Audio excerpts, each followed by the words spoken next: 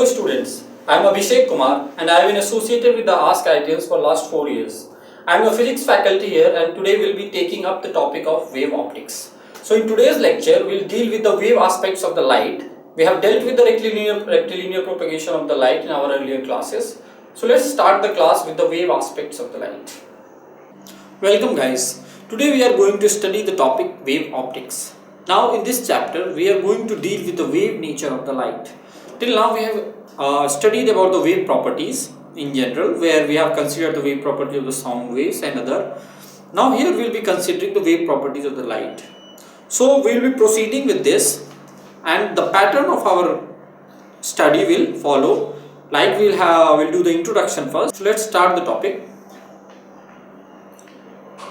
Now the first thing that comes to mind is that the light is a wave. What kind of wave it is? So we know that there are two kinds of waves. One is called longitudinal waves, another is the transverse waves. Now what are longitudinal waves? Longitudinal waves are the waves in which the particles oscillate along the direction of propagation of the waves. This is the definition of longitudinal wave. Means when the particles are oscillating along the same direction that the wave is propagating, we call it a longitudinal wave. So it's like this.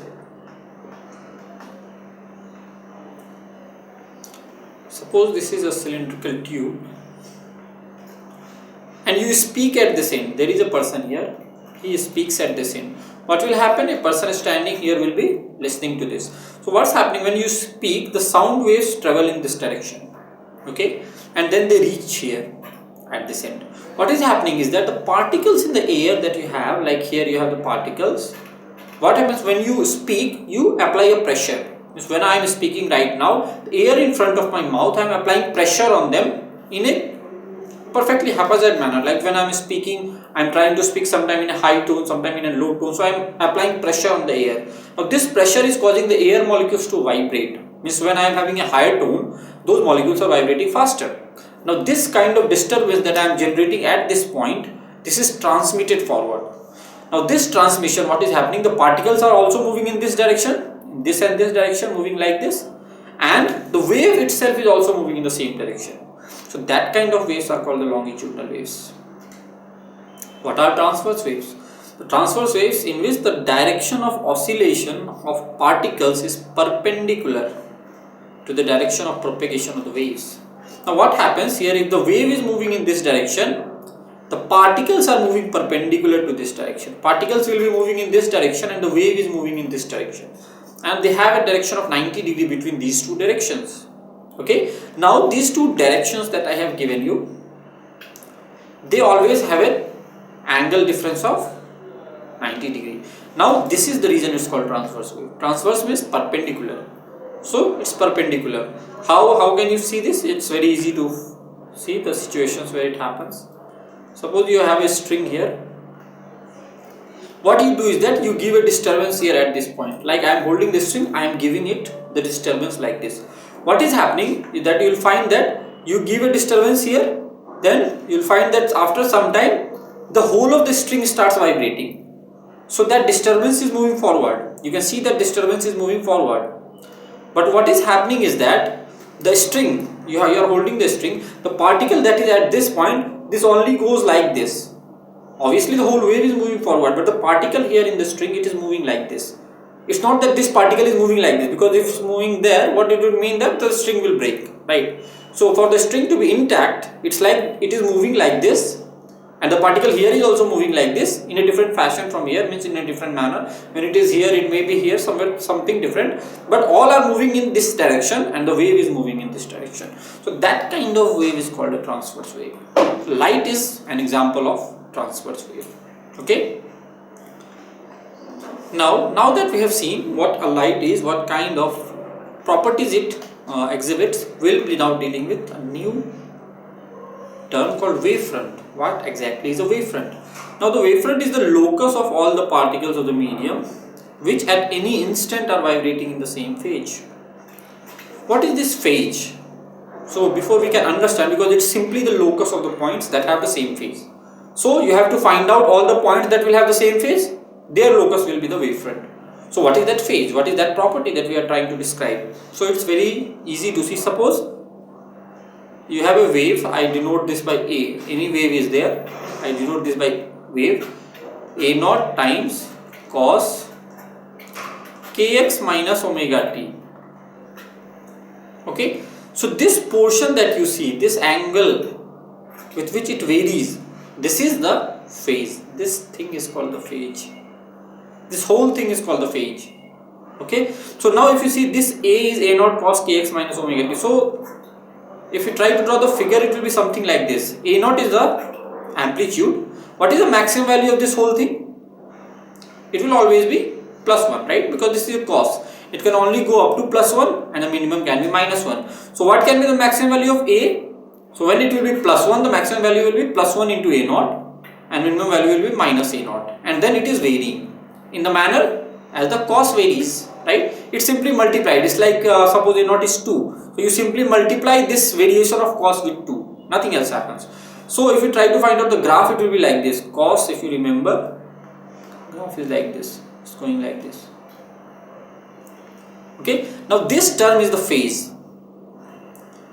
What will be the phase here now? This angle, this kx minus omega t is the angle. So this is what the angle is, and this is the cos variation, right? Remember, this used to be phi. This whole thing we can write as phi. This is how the phi is varying, and then this is the cos kx minus omega. So this kx minus omega t is this axis, cos kx minus omega t is this axis. This is what it is. So A is A naught. Now this term is the phase. This whole term is the phase. Now this term could be also written like this, right? You may have cos kx minus omega t plus phi. So then this whole thing is phase. Whatever is there with this whole term, either it is cos or sine. Now this term, it could also be sine. It doesn't make a difference. What will happen is that the wave will be like this. When you will have a sine, the wave will be like this. Rest things will remain the same. This whole thing is phase. Now if this is a constant, like suppose this value of phi, you will find that in equation is simply given pi by 2 or pi by 4, anything of that matter. So that thing, it is then called phase constant because it's not changing, right? Because it is a constant, pi by 2 doesn't change with time. It's always pi by 2. It doesn't change with the distance. I am measuring here, it's pi by 2. I am measuring somewhere else, it's pi by 2. So that's a phase constant. In that case, it's called phase constant. Otherwise, this whole thing is phase. Okay, you don't have phi, doesn't matter. This is the phase. Now this angle with which it is varying, omega is the frequency. So if you are measuring the frequency, this is like this. So this is the phase. Okay. Now the locus of all the particles of the medium which at any instant are vibrating in the same phase is called a wavefront. So you have to find out the locus where all of them have the same phase. So now suppose what happens if you have a source here. This source emits electric field. Suppose it emits electric field like a charge. It emits electric field. Now the electric field that will be starting from here, when it starts from the same point, all have the same phase, right? Means this is the source. Suppose it is emitting wave in all the direction like this, right? It's emitting wave everywhere in all the directions. So now if it's emitting the wave, initially all have the same phase, right? Initially all will have the same phase. They are coming out from the same point, right? Now after some time, like suppose after a distance, a time t, what will happen? This is the point. After time t, it will be here, it will be here, it will be here. On each of the wave I am considering. Okay. Now these points that you see. Now suppose a very easy analogy I am giving you. Suppose there are 1, 2, 3, 4. There are 4 persons who are starting a race from here. All are at the same position. Okay. Initially they have the same position, means the same state. Now they all start running from here. Okay. They will all start running from here. If all of them are running with the same velocity, what will happen after any time t, they will be again at the same position, right? They start from the same position, all are moving with the same velocity, so they will always be at the same position. So now this is electric field. All the electric fields will have the same velocity because they are all identical, emitting from the same source. Everything is identical. So after some time, if this was the phase here, the phase of this and this will be same. right? Now, although I have seen here 4 only, there are infinite number, right? Infinite number of electric waves coming. So all of them have the same phase after the same time, because in the same time they have moved the same phase, they have moved the same distance, right? We are starting from here, in time t suppose reach here. Now all of this will reach the here only. All of them are originating with the same state because they are coming from the same source. So all will reach here. So all have this point. If you join all this point which have the same phase, this is the wavefront. So for a point source, it is a spherical wavefront. At a later time, you will again have a sphere like this, which will have again the same phases. Here, all the points are same phases. This is the wavefront. Now, what will happen in case of a cylinder? Suppose this is the source. So, this is after time. Suppose in time t, it moves here. So, in all the direction, it must have moved the same distance, right? So, any point that you take here, all have started from the same point, all are here, so all will have the same phase, because we are considering again after the same time. Initially they have the same phase, they all move the same distance, so again all of these points will have the same phase. So this is a cylindrical wavefront. Now this is a plane wavefront. So this point, this point, this point, all the 4 points have the same phase initially. After time t, it will have moved this distance, it will also have moved the same distance, it will also have moved the same distance, because it's the same thing, right? We are considering the same electric field, so all have moved the same distance. So if you join all this has the same phase again. Obviously the value is different, means initially suppose the value was pi by 2, after some time suppose the value is pi, but all of them have pi now. So again this is a wavefront, because all of this has the phase of pi. Here all of them then have the phase of pi by 2. So this is a wavefront. Now what is a wavelet? A wavelet is the point of disturbance due to propagation of light, means how the wave is propagating. When you have the source here, what happens? It emits light, right? Here. This is a wavefront. Now how the wave proceeds from here on in all the direction, right? At a later time the wave will be like this. How does the wave reaches here? It's like all the points that you see on this, here all the points, they all act as a source of secondary wavefront, or you can simply say a source of wave. They all act as a source of wave. So from here the wave will originate. So if this is a point source, what kind of wave it will come out? The waves will come out like this. This is a point source, again like a sphere. Like a sphere all is coming out. Okay, so what will happen when it is reaching? So if you see, all have emitted 2 waves. So if you connect these two, the top one, because then this top one has the same phase. These all points had the same phase because it was on a wavefront. Again you consider 2 circles after in all of these points. So again they will have the same phase. So this will be new wavefront. Again later on you can draw another wavefront. So these points are the wavelets and this is the wavefront. Now what is a ray? A line perpendicular to a wavefront is called a ray. Now this is the only and the most important one that we will be using to solve the questions. That the ray is always perpendicular to the wavefront. Now if you see here in this point source, the rays are actually coming, consider it as a light emitting source. The rays are coming like this. What is the shape of the wavefront? Wavefront is like this. Right? Wavefront is here at some time earlier than this, then after some time it will be here. Now this ray that you see, this ray is always perpendicular. This angle is 90 on all of this. This is 90, this is 90, this is 90. It is always perpendicular. It will never happen that it's not perpendicular. It's a universal truth that it's going to be perpendicular, and this is going to be the ray. This is the wavefront. This circular one that you see is the wavefront, which could be cylindrical, it could be plane, that we are, as we have seen earlier. But the ray is this, and the ray is always perpendicular. See here, the ray is going like this. This is perpendicular to this. How you can see? We know how to check whether it is perpendicular. Draw a tangent. If the angle is 90, it's perpendicular. So that's how it is happening. Here also you can see this is the light ray. It is going to here. The angle here that is being made is 90. At any point, angle is 90. Here the angle is 90. Here it's going like this. The angle is 90. So it's always perpendicular. Now if you see here, in case of a plane wavefront, which we will be normally encountering, the pink dots, these are the small pink dots. What are these? These are all the wavelets, because from here only the wave will come out. The wave will come out like this. Waves are coming out like this. And so at a later point, you can draw another wavefront. So suppose if you join all this, you will have another kind of wavefront like this. So this is how it's moving. So these all the pink points you see, these are wavelength, because from there new source will come, wavefront will move forward. This is what is happening. Now what is this blue envelope? This is the wavefront that we have seen, because what is wavefront? It's the locus of the points that have the same phase.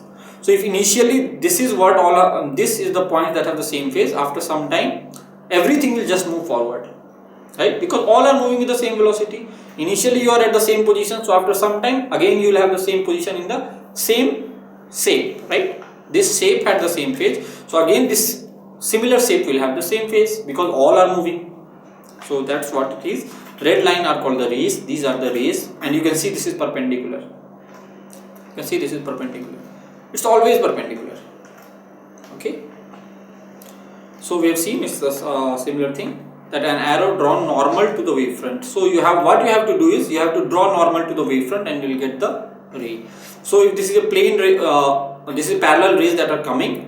So how to find out the wavefront? Draw perpendicular to it. Draw perpendicular and then join it.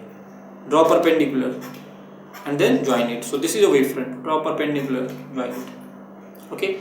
Now if you see here, if the rays are coming like this, draw perpendicular to this. Here it is this. At this point it is this. At this point it is this.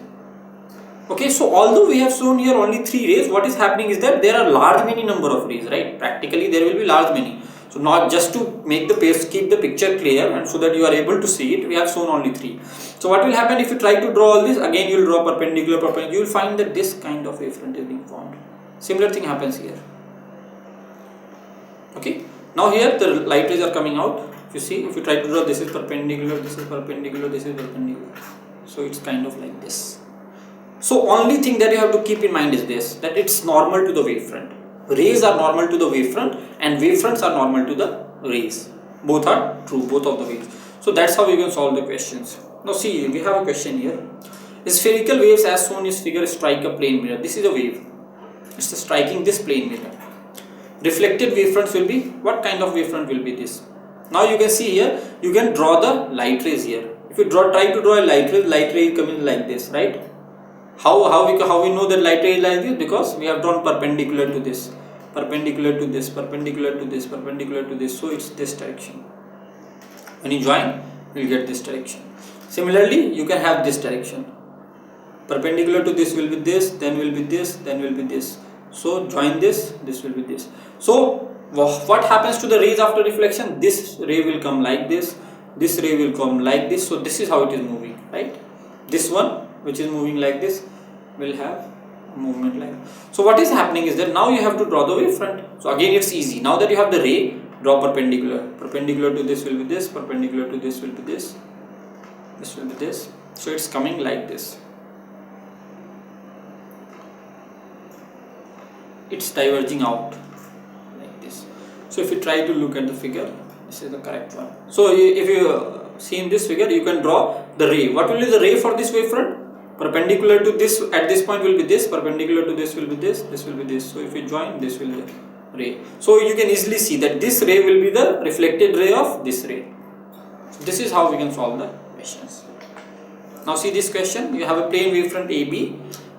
It is incident on a concave mirror. This is a concave mirror, then the wavefront just after reflection is. So now if this is the wavefront, how the rays will be? Rays will be perpendicular to the wavefront. So we try to draw the rays. So rays are going like this, perpendicular to this. So that means the ray are going like this. Now it's very easy now. You know what happens to the parallel rays, right? They all pass through the focus. Suppose this is the focus. If I give, this is this, this is this, this is this. Now how to draw the wavefront? It's very easy. Now that you have the rays, draw perpendicular to this. Perpendicular to this is this, to this is this, to this is this, to this is this. So it's like this. Similarly, it will be like this, right? So what kind of wavefront can you see? This is moving in this direction now, right? After deflection, it's moving in this direction and the shape is like this. Can you see the figure anywhere? This one is the correct one. Okay, guys? So students, in today's part we saw different aspects related to the wave properties of the light. We saw what are the wavelengths, what are wavefronts, what are rays, and all those topics. Now from here after we will be dealing with the topic of Huygens principle, and we will see how we can use all of the terms and terminologies that we have studied in using these principles. Thank you.